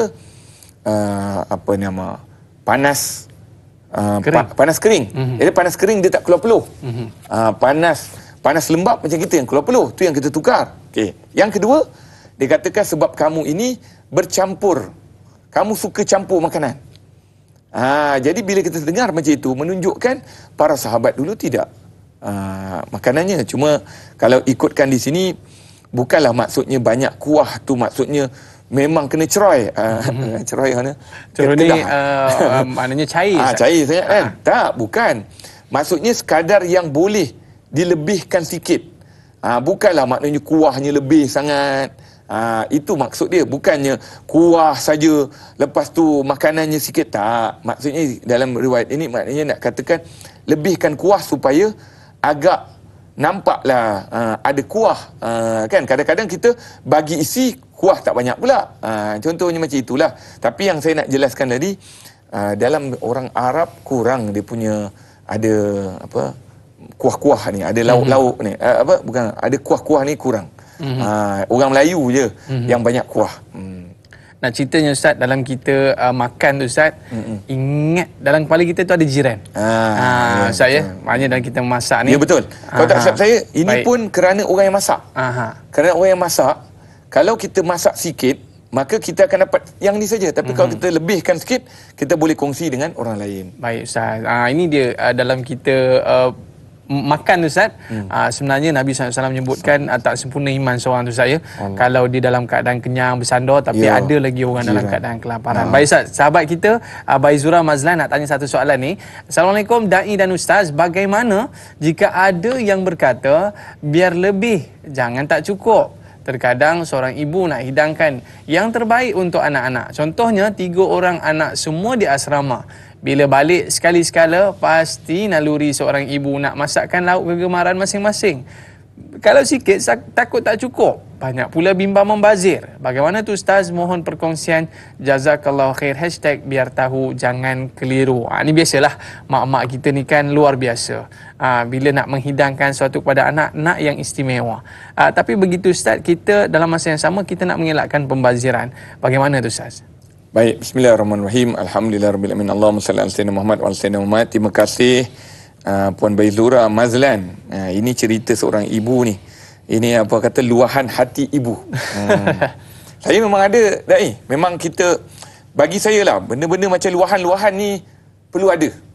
Luahan-luahan ni, luahan seorang ayah. Ini hari ayah, tak susah nak dengar. Kan? Seorang ayah cerita. Bawalah ayah tadi menceritakan pengalaman dia seorang ayah. Supaya anak dengar ayah tu apa perasaan dia. Ini ibu je. Luahan seorang ibu. Apa? Luahan seorang anak murid. Cikgu kena dengar lah anak murid punya ni. Luahan seorang cleaner. Bila kita dengar cleaner punya cerita. Cleaner ni orang lalu maknanya buat ni tu. Itu luahan-luahan tu memang ada zaman Nabi SAW. Nabi memang suka dengar sahabat-sahabatnya bercakap tentang apa yang mereka rasa. Dan Nabi tak terus kata, engkau diam. Bahkan Nabi dengar. Sebab itu kalau kita lihat ketika mana Rasulullah SAW didatangi oleh ramai orang, ya Rasulullah, ada unta mengganas. Ada unta mengganas. Nabi kata, unta mengganas kat mana?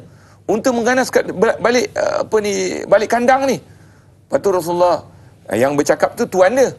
Rasulullah kata, buka kandang.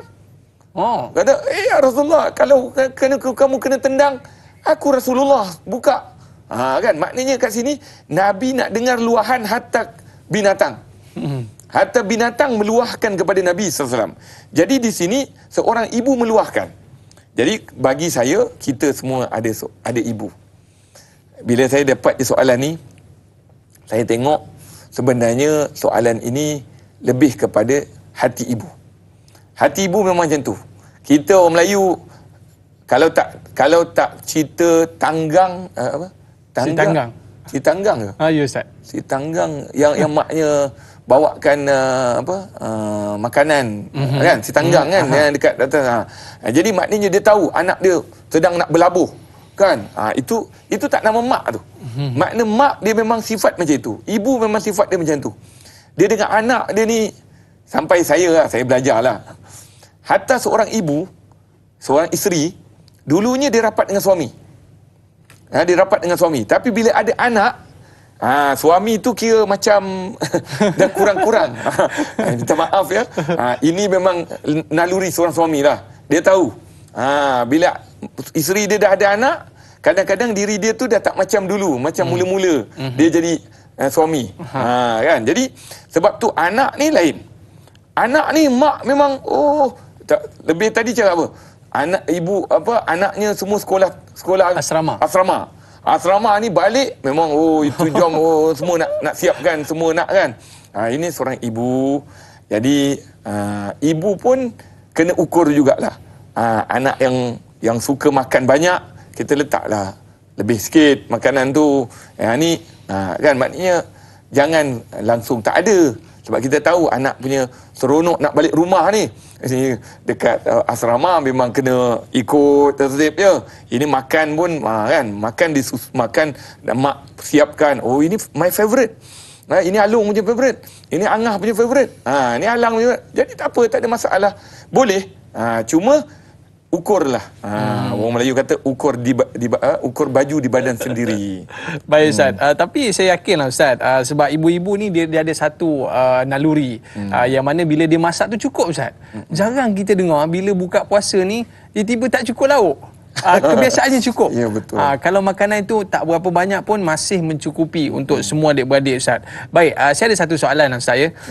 Yang mana kalau kita melihatkan sampah menjelang Ramadan ini, satu hari kita sebutkan 3,000 sampah tan sehari dibuang sepanjang Ramadan Ustaz. Satu hari. Dan bila kita sebut 3,000 tan ni Ustaz, dalam satu tan ni kita boleh sebut mungkin lebih daripada 1,000 orang boleh menjamah makanan tersebut, dan 3 juta orang boleh menjamah makanan kalau kita sebutkan 3,000 tan Ustaz. Jadi dalam isu perkara ini Ustaz, apakah kesedaran yang boleh kita bawa kepada seluruh rakyat Malaysia untuk sama-sama, bukan kita tak nak buang sampah, tapi kita nak mengurangkan sampah kita ini supaya apa? Mungkin daripada lebihan makanan tersebut kita boleh berikan kepada orang lain. Baik Ustaz, kita nak bicarakan selepas ini. Kita dah berada di akhir siaran untuk TV3 dan kita akan sambung lagi 30 minit di TV9. Para penonton jangan ke mana-mana. Kita kembali semula dalam Tanyalah Ustaz. Biar tahu, jangan keliru.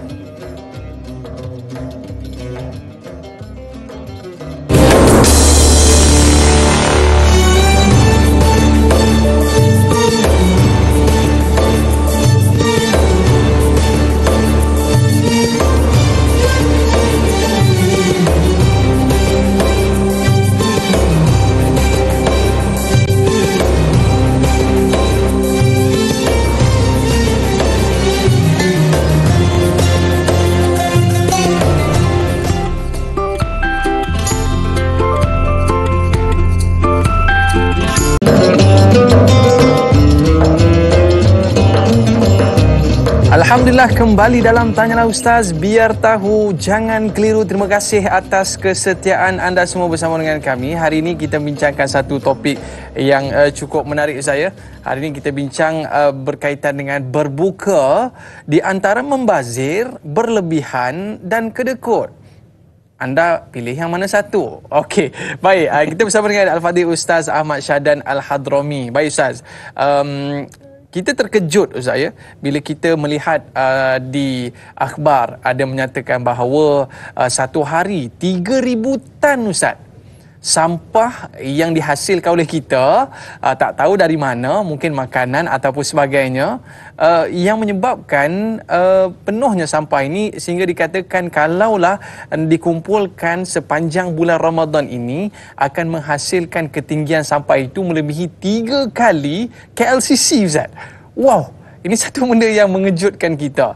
Baik Ustaz, saya teringat ya, ketika saya pergi, Ustaz dulu di Mesir Ustaz ya, kita teringat ada satu kaunter, yang mana kaunter ini adalah kaunter untuk menyediakan roti second hand.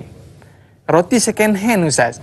Yang mana roti ni mungkin lebihan daripada yang dimakan oleh orang ramai dan dikumpulkan dalam satu tempat dan akhirnya roti tersebut diguna semula untuk diberikan kepada orang miskin.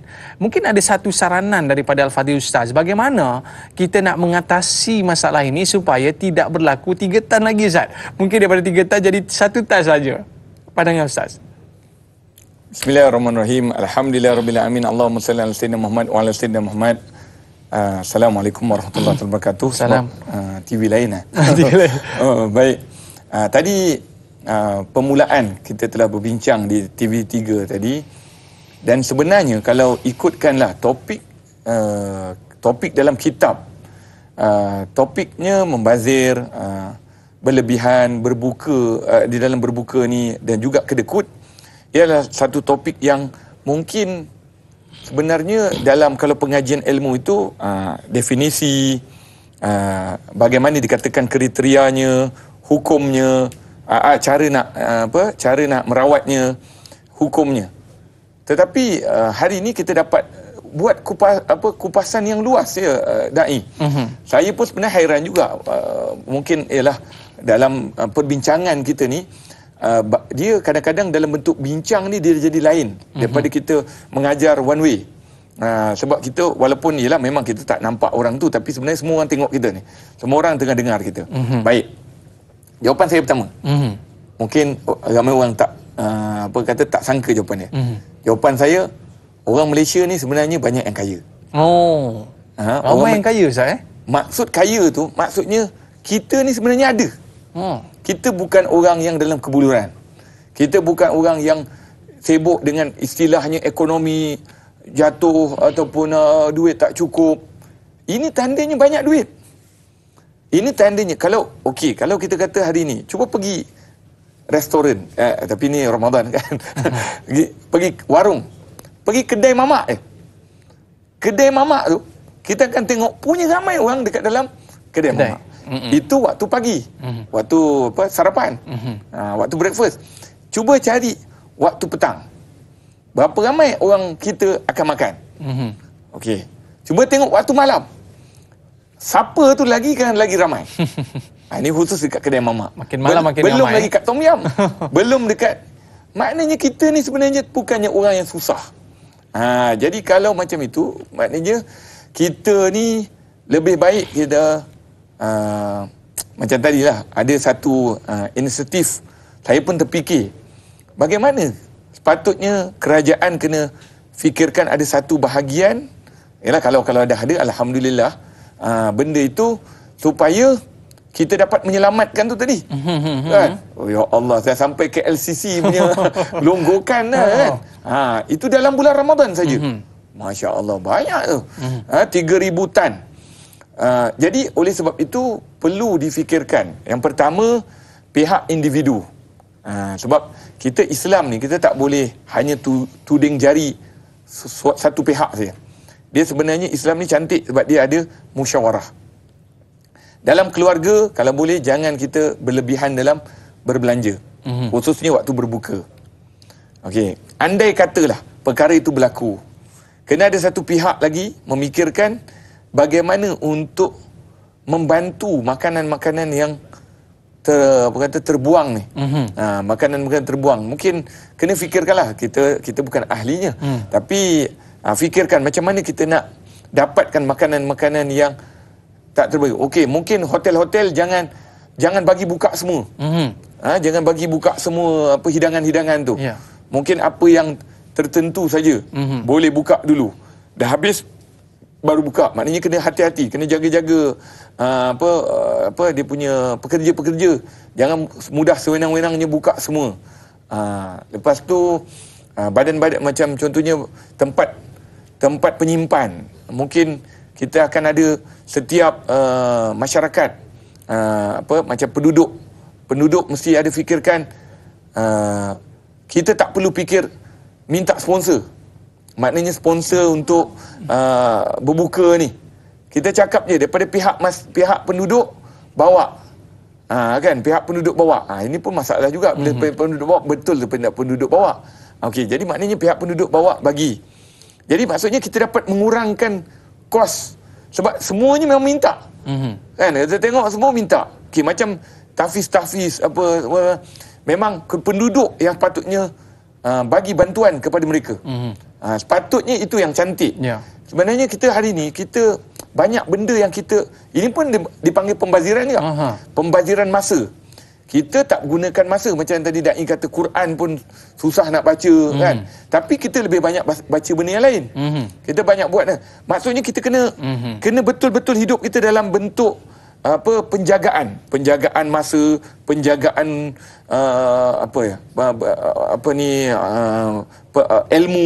ilmu pun kita kena ada masa. Bila ilmu yang perlu, bila ilmu yang tak perlu. Lepas tu penjagaan keluarga, bila masa family mesti duduk dengan keluarga.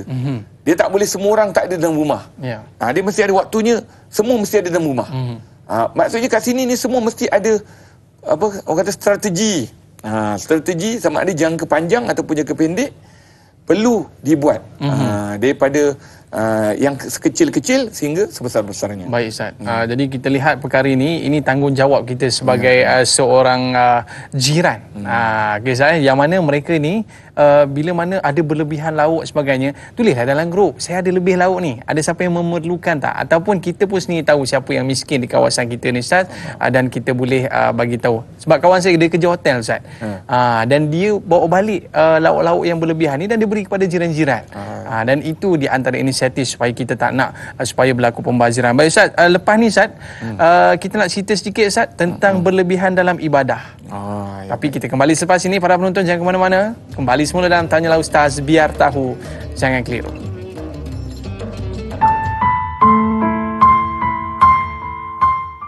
Bismillahirrahmanirrahim. Allahumma inni a'udzubika minal barasi wal jununi wal judhami wa min sayyi'il asqami. Ya Allah, sesungguhnya kami berlindung denganmu daripada penyakit gila, kusta, sopak dan sebarang jenis penyakit yang menggerunkan. Amin ya rabbal alamin.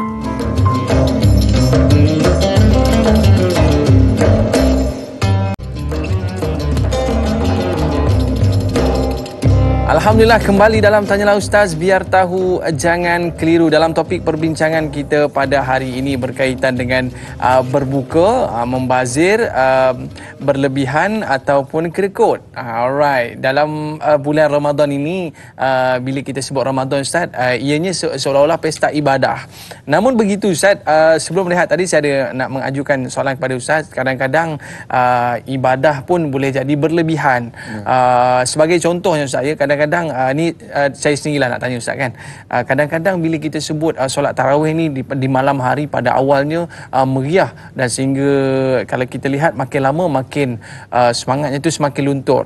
Ini adalah kerana Ustaz, bila kita melihatkan tarawih ni kadang-kadang masanya begitu panjang, daripada selepas isyak sehingga habis tu mungkin hampir pukul 11, dengan macam-macam program yang disusun atur oleh pihak masjid.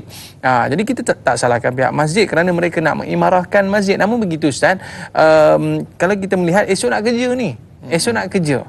Tapi Alhamdulillah sekarang Ustaz, mungkin hikmah PKP ini yang mana pihak JAIS telah menetapkan bahawa mereka perlu habis sehingga pukul 10 sahaja.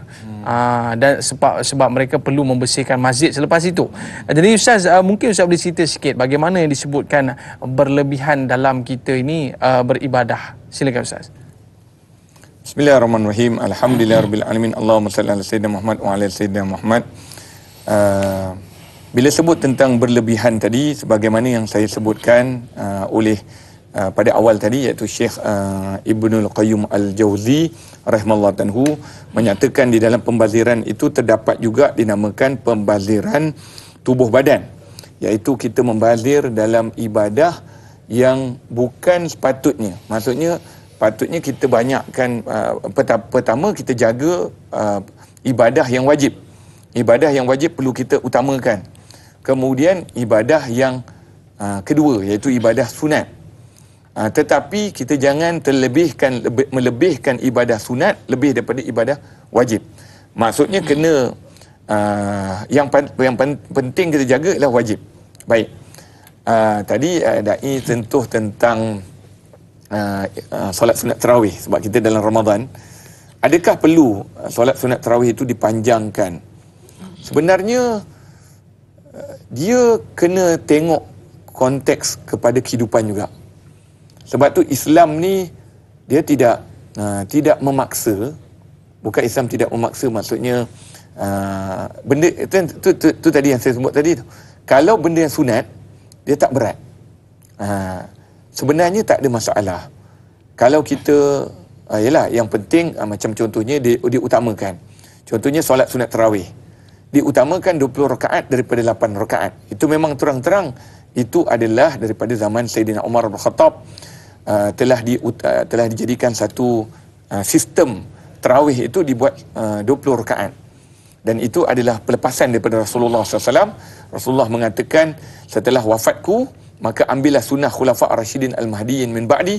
Maknanya, kenalah kita utamakan sunnah para sahabat Nabi SAW, iaitu Sayyidina Umar bin Khattab menjadikan solat tarawih di Masjid Nabawi dengan Masjidil Haram 20-20. Baik. Tetapi kita hari ini, kita kena lihat juga selepas itu. Maksudnya, kalau kita panjang-panjang, orang nak kerja. Kita hari ini, kita konsep kita kerja. Jadi, bila kerja, kena lihat juga. Adakah, tapi sebenarnya dari kalau saya tengoklah, sebenarnya sembahyang tarawih ni tak pun panjang sangat. Tetapi kadang-kadang bila dia jadi, contohnya, protokol masjid. Nak berucap lagi, nak bercakap lagi apa ni, AJK ke apa. Jadi, benda tu terjadi panjang. Sedangkan orang lain ni, dia hanya nak sembahyang tarawih tu. Nak sembahyang tarawih tu. Jadi, sebabkan tu dia akan jadi terpanjang. Dan yang keduanya, tengoklah juga suasana. Okay, kalau contohnya masjid kata, okey pukul 10 habis. Saya rasa pukul 10 ke 10.30 ke, sebenarnya kalau ikutkan kita lah kat rumah pun 10.30 ni masih tengok TV kot. Ataupun kalau ia pun mungkin waktu kerja ni, waktu nak hantar anak sekolah, ada juga yang tidur pukul 9.30 dah tidur. Kan? Jadi benda tu sebenarnya dia fleksibel. Jangan terlalu panjang sangat sampai pukul 12 tak habis, pukul 11.30 tak habis. Jadi benda-benda itu, jadi dia boleh juga termasuk di antara berlebihan tanpa kita tak perasan. Sebenarnya kita telah mengecilkan hati salah seorang daripada penduduk dekat kawasan kita. Maka oleh sebab itu kita tengok. Kalau boleh buat bancian pun bancilah. Kita okey, kita letak macam ini. Hari kerja kita habis dalam pukul 10 suku habis. Okey, tapi hari yang tak kerja kita lebihkan sikit. Pukul 11. Macam itu. Itu mungkin mungkin itu lebih ausak, lebih luas lagi. Saya melihat Ustaz, saya pergi ke pondok Ustaz Kazim Ilyas Ustaz, yang mana mereka ni Ustaz buat sebahagian daripada tarawih itu, dan mereka tidur awal dan mereka bangun semula pukul 4 pagi untuk menyambung tarawih tersebut dan diteruskan dengan solat qiyamul lail. Jadi ini di antara perkara yang perlu kita lihat saya, daripada sudut kepentingan kita perlu mendahulukan yang wajib, kemudian sunat, dan yang berikut-berikutnya. Baik Ustaz, kita ada soalan bersama dengan sahabat kita di Facebook. Assalamualaikum dan selamat berpuasa Ustaz, Da'i dan semua kru. Tanyalah Ustaz, bersama dengan Ana Karnina.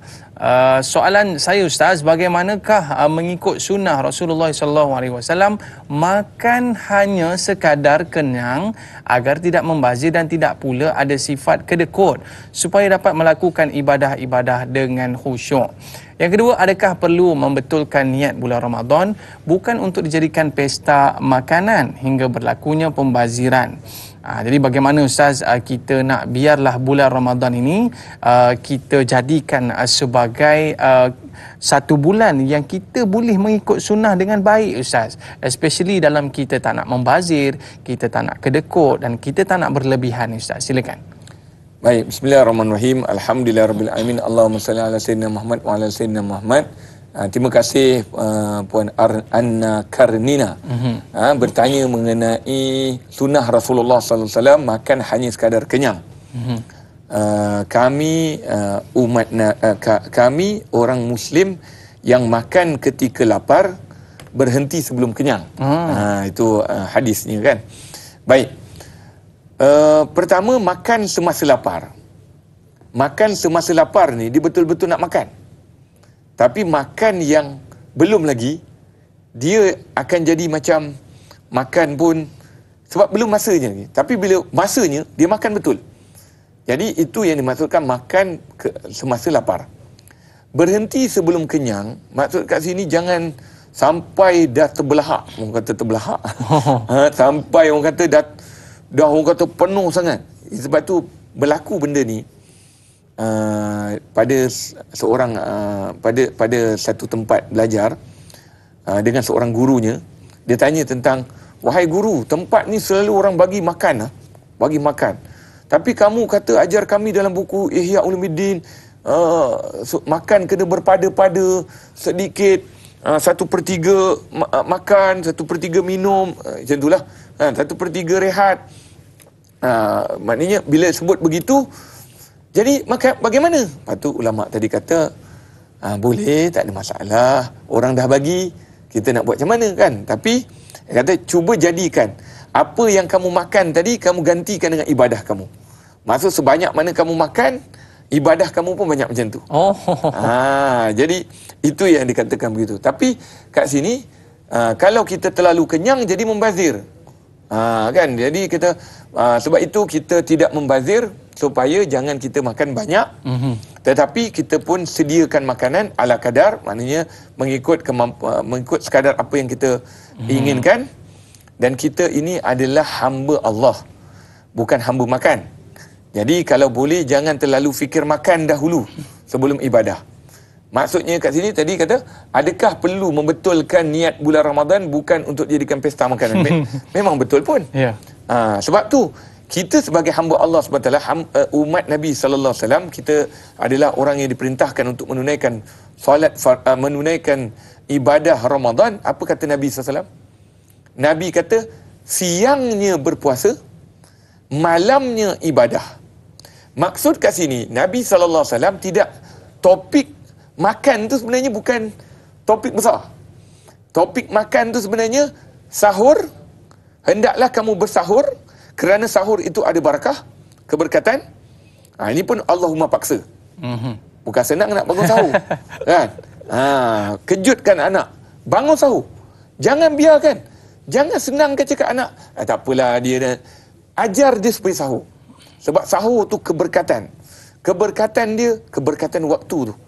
Waktu yang hening tu, semata-mata untuk makan. Subhanallah. Bulan puasa makan kerana Allah, meninggalkan makan kerana Allah. Makan kerana Allah, maksudnya sahur. Sedangkan waktu sahur ni bukan waktu makan. Tapi kenapa Allah suruh bangun untuk kita makan? Maknanya ada keberkatan di situ. Dengan sahur tadi makan, ada berkat.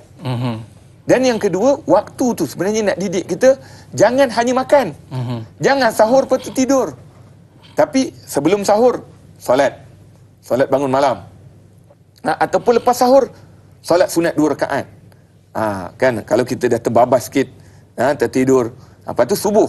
Jadi maknanya kat situ ada keberkatan. Tinggalkan makan kerana Allah. Kita puasa. Padahal kita boleh makan. Sekarang kalau orang letak, boleh. Tapi tak boleh. Kerana Allah kita tinggalkan makan. Jadi oleh sebab itu, betul lah apa dikatakan, memperbetulkan niat. Memang betul pun. Sebab tu kita memang susun diri kita untuk ibadah kepada Allah SWT di bulan Ramadan. Baik Ustaz, mungkin ada sedikit kesimpulan yang boleh Ustaz berikan dalam topik kita pada hari ini, supaya kita tidak lagi membazir, kita tidak lagi berlebihan dan jangan juga kedekut. Silakan Ustaz. Allahumma inna nas'aluka al-'afwa wal-'afiyah wal mu'afata da'ima fid din wa dunya wal akhirah. Lakal hamdu syukra wa lakal mannu fadla wa anta rabbuna haqqan. Allahumma inna nas'aluka al-'afwa wal-'afiyah wal mu'afata da'ima fid din wa dunya wal akhirah. Baik. Mengembalikan apa yang diajar oleh Islam melalui sunnah mutahharah, melalui kekasihnya juga besar Nabi Muhammad sallallahu alaihi wasallam dan ahli keluarga Nabi Muhammad sallallahu alaihi wasallam serta para sahabat Nabi sallallahu alaihi wasallam. 3 perkara yang kita berbincang pada hari ini, iaitu membazir, berlebihan dan kedekut di dalam bulan Ramadan. Hendaklah kita cuba atasi, hendaklah kita cuba usaha untuk menjauhkannya. Kerana benda ini tidak, orang Melayu kata, tidak benda takkan datang dengan bergolek. Ya. Kena usaha. Sebab itu kita, bila orang kata kenapa pula? Sebab syurga itu mahal. Kalau syurga itu mahal, nilainya untuk dapatkan syurga juga mahal. Baik. Jadi perlu usaha bersama, bantu-membantu, tolong-menolong. Baik. Inilah cantiknya agama Islam yang ada di dunia hari ini, yang kita dapat kurniaan daripada Allah Subhanahu wa Ta'ala. Baik Ustaz, mungkin sedikit doa ringkas daripada Al-Fatihah Ustaz. Allahumma inna nas'aluka al-afwa wal afiyah wal mu'afata da'imah fid dini wad dunya wal akhirah.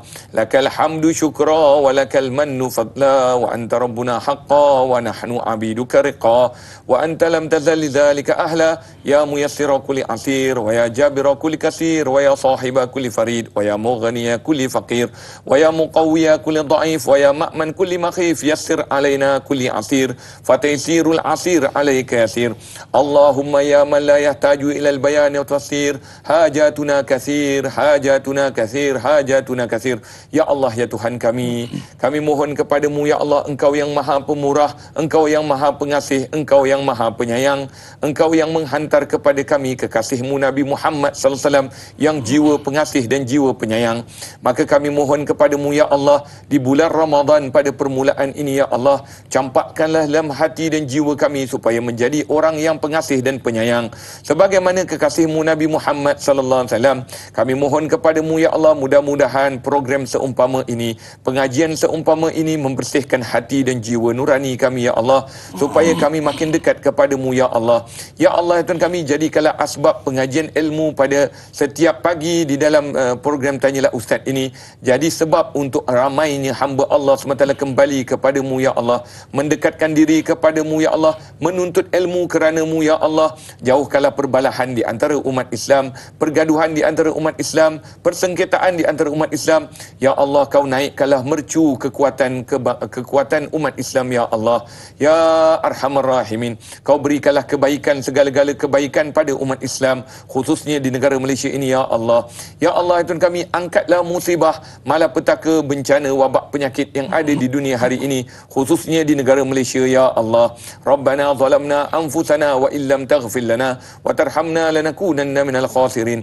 Rabbana atina fid dunya hasanah wa fil akhirati hasanatan wa qina adzabannar. Wa sallallahu ala sayidina Muhammadin wa ala alihi wa sahbihi wasallam walhamdulillahi rabbil alamin. Amin amin ya rabbal alamin. Terima kasih kepada Al-Fatihah Ustaz, dan hari ini kita bincang pasal berbuka, dan esok kita akan bincang pasal kelebihan bersahur bersama dengan sahabat saya Da'i Hadari sebagai moderator dan panel Ustaz Firdaus Subuhi. Terima kasih atas kesetiaan anda. Saya Da'i Aiman, mohon maaf atas lanjur kata, terlajak bicara, like dakwah, share ilmu. Assalamualaikum warahmatullahi wabarakatuh. Terima kasih Ustaz.